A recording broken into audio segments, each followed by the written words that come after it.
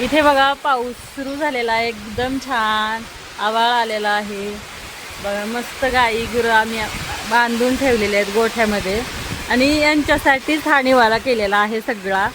का तर आमची गाय आता प्रेग्नेंट आहे आणि ती पावसात भिजत होती, म्हणून आम्ही हा निवारा सगळा केलेला आहे. तर तिला आता बांधलेला आहे आणि पाऊस चालू झालेला आहे. शेतात असलं आणि असा छान पाऊस पडायला लागला की वाटते मस्त गरमागरम चहा द्यावा कोणीतरी आणून. पण शेतात शक्यच नाही ना, काही सामान नाही अजून आम्ही आणून ठेवलेलं. पण लवकरच सगळं सामान इथे आणून ठेवू. मला ना फवारा घ्यायचा आहे.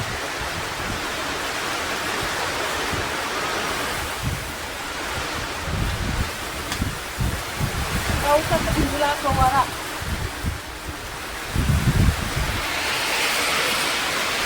त्यांनी सांगितलं होतं मला जाताना की पाऊस आला तर फवारा इकडे घे, म्हणून आता तो फवारा घेतला इथे पत्र्याखाली.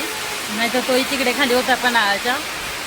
आणि बघा किती छान पाऊस चालू झाला आहे. आता 5:30 वाजलेत, घरी जायची वेळ झाली आहे. पण हे गेले झाडं आणायला आम्हाला इथे शेडच्या समोर.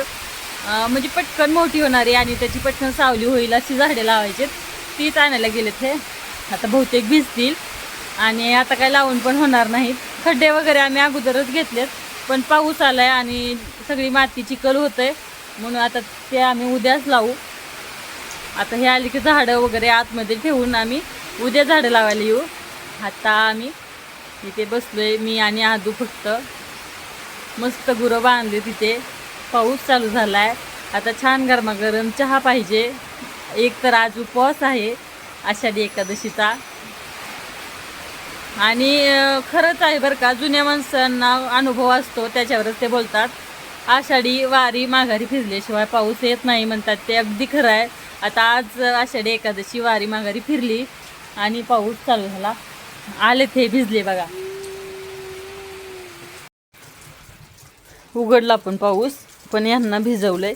वेद पण होता सोबत. चला तुम्हाला दाखवते.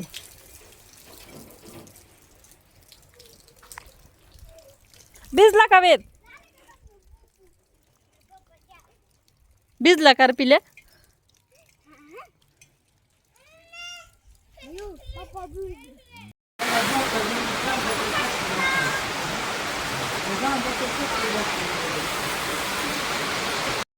इथे बघा झाडे लावायला सुरुवात केलेली आहे.